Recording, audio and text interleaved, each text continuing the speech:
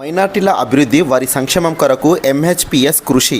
Minority హక్కుల పరిరక్షణ సమితి రాష్ట్ర media coordinator Ahmed Hussain.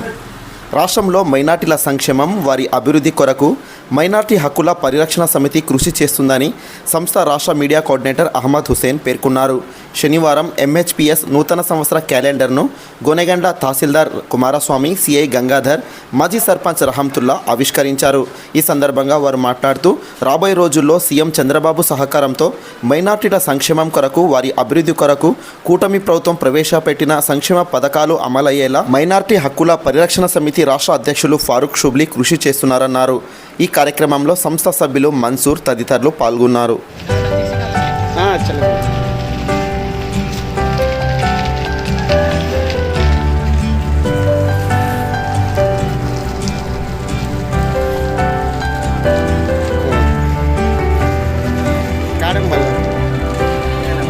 Photo भी